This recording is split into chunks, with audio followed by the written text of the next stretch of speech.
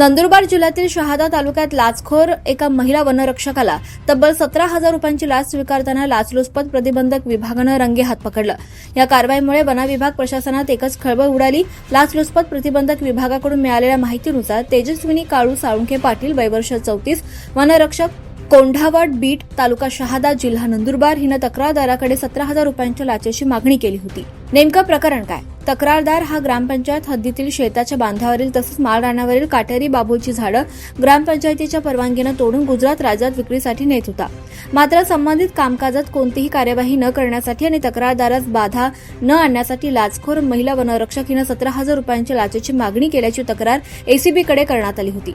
तक्रारीची पडताळणी झाल्यानंतर 9 जून 2026 रोजी फेस फाटा शहादा शिरपूर रस्त्यावर सापळा रचण्यात आला।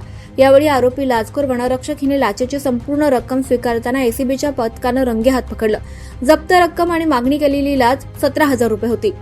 स्वीकारताना जप्त रक्कम 17,000। या प्रकरणी सारंगखेडा पोलीस ठाण्यात गुन्हा क्रमांक 169/2026 अनदे भ्रष्टाचार प्रतिबंधक अधिनियमाच्या कलम 7 अंतर्गत गुन्हा दाखल करण्यात आला। ही कारवाई प्रशांत भरते पोलीस उपअधीक्षक लाचलुचपत प्रतिबंधक विभाग नंदुरबार यांच्या नेतृत्वाखाली करण्यात आली।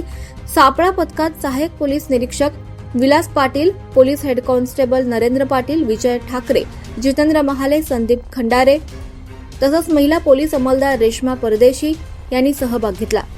ही कारवाई पोलीस अधीक्षक भारत तांगडे, अपर पोलीस अधीक्षक माधव रेड्डी आणि अपर पोलीस अधीक्षक सुनील दोरगे लाचलुचपत प्रतिबंधक विभाग नाशिक यांच्या मार्गदर्शनाखाली पार पडली। शासकीय अधिकारी किंवा कर्मचारी लाचेची मागणी करत असल्यास नागरिकांनी तात्काळ लाचलुचपत प्रतिबंधक विभाग नंदुरबार येथे तक्रार नोंदवावी। तसंच दूरध्वनी क्रमांकही देण्यात आलाय। क्रमांक आहे 025 64 23 1009 आणि टोल फ्री क्रमांक आहे 1064। याचा संपर्क साधावा असं आवाहन वन विभागाने केलंय। 24 लाईव्ह महाराष्ट्र न्यूजसाठी जगन ठाकरे, शहादा।